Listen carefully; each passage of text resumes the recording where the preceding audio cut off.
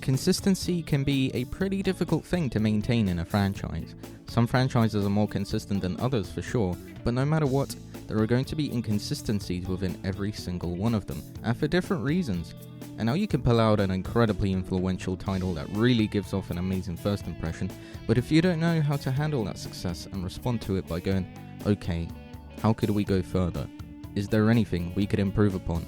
Then it's highly likely that you'll go to the deep end of the pool where you just rehash the exact same formula with little to no improvements at all, or do a nosedive into a mountain where you seem to forget how to make a functional video game. It's kind of like, wow, this is amazing! I wonder what awesome stuff they could do if they made a sequel. What the hell is this?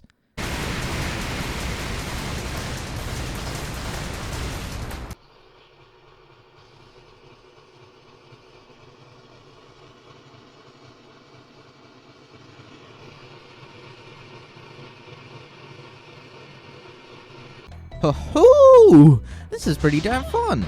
I'm really looking forward to seeing some more in the future. Okay, please stop. Wow!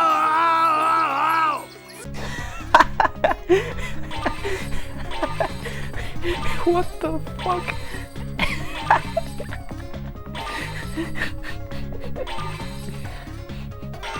Oh my god. What is... Oh... The fuck was that?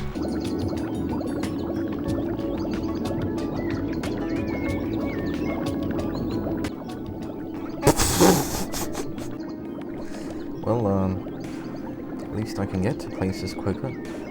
And for some franchises, there may come a point where you either die a hero, or live long enough to see yourself becoming Metal Gear Survive. Seriously, what the fuck is this shit? It's genuinely more enjoyable playing Frisbee with this game than it is playing the actual game itself.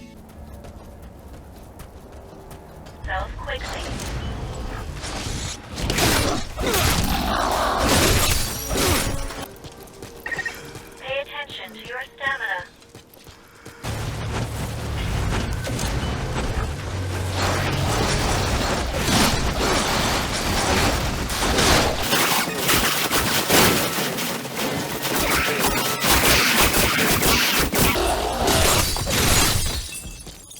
But then again, all of that means nothing on the battlefield. Right, Snake?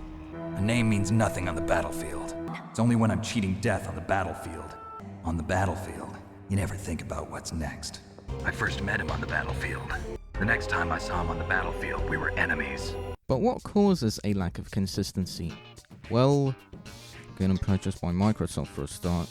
Trying to release a game that's unfinished to meet a shitty deadline.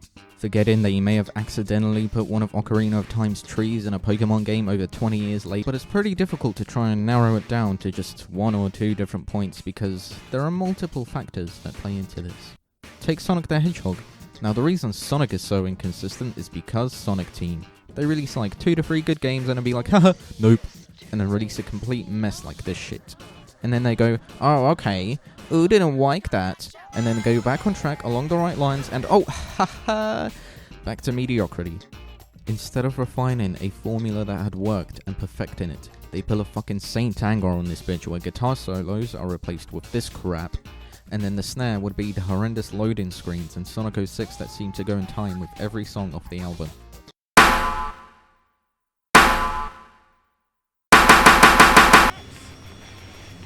Oh. Nice one. What the fuck? Are you fucking kidding me? What the fuck just happened?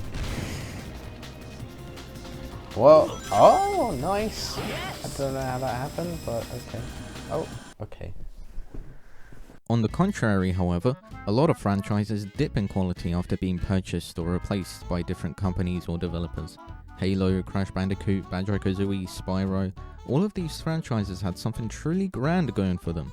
Crash Bandicoot was on top of the world in the late 90s, and then Naughty Dog's contract with Universal Interactive ended, which then led to Tattoos, a monotonous party game, and being able to get softlock within the first 10 minutes of Twinsanity. Oh.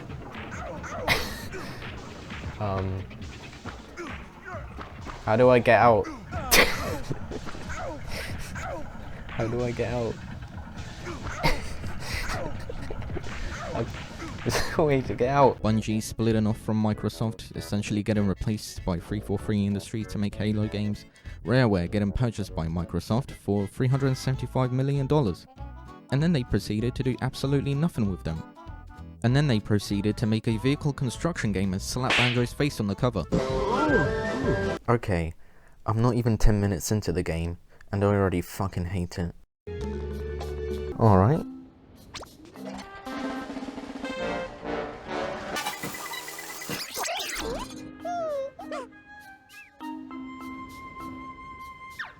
Wait, that was it? Well, that was pretty fucking pointless. Then there are franchises that just get fucking milked to death. So they end up struggling because they're forced into getting annual releases, which usually leads to an embarrassingly abysmal amount of care and polish placed into the game. And look at this, it's a fake! At this point, I doubt it would surprise anyone if EA decided to release a new FIFA game monthly as opposed to annually, and then to differentiate each title, they'd slap in decimals to each game to represent months of the year, and then just go about their day like, oh yeah, here's FIFA 2022.2 Valentines edition, because you know how much we love and care about our fans. Buy our product now. But even Mario, who has essentially been the king of video games since the 1980s, has had his share of problems. Way too many games were released after Galaxy 2 in such a short amount of time, and they all looked extremely similar to one another, making it very easy to confuse one for another. The Mario 64 DS remake without full analog control is just not fun. It's not fun. And then there's of course Teach's Typing 2 with its amazing take on the basic principles of aerodynamics. I'm going to fly for you.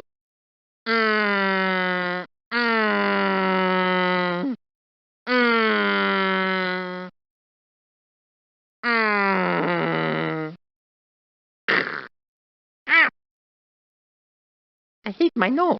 Now of course every successful franchise has got a milk at one point or another, which, you know, I don't agree with, but it's understandable why. It's popular, so of course they're going to take advantage of this by releasing 27 trillion different versions of Street Fighter 2, but there should come a point where you have to reel it back, take a break, and wait for things to start to become clear again, so the next installment can bring the franchise back on its feet. For example, I mentioned Mario about 3 seconds ago, and all these games, while they may have their own merits, they were pretty underwhelming when compared to Goliaths like Mario Galaxy or Sunshine or 64. And then, he took a 4-year break, and HOLY SHIT, this game is fucking amazing! Hey yo, hold up. We give me a fucking dinosaur? What the fuck, they brought back Pauline? What fucking timeline are we living in for Nintendo to bring back Pauline? Oh my god, this music. This fucking music! Woo! It's a damn good game.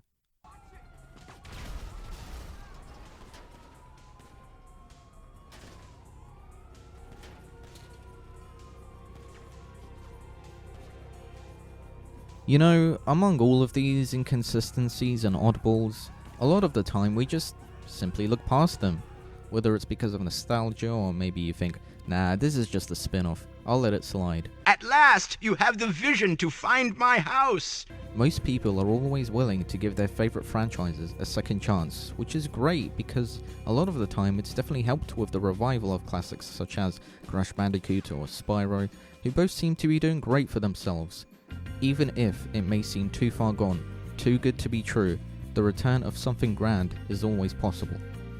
Now, choosing to ignore or look past everything wrong with a video game will obviously not make the experience better this time or next time, or any time.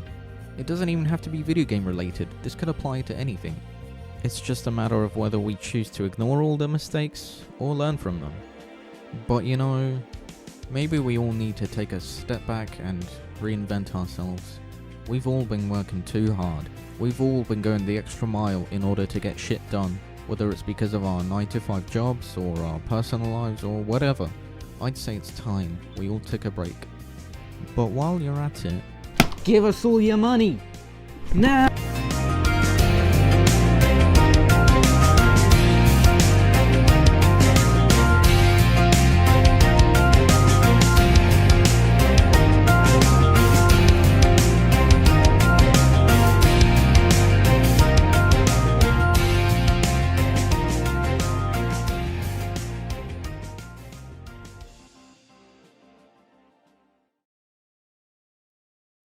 Metal Gear survived!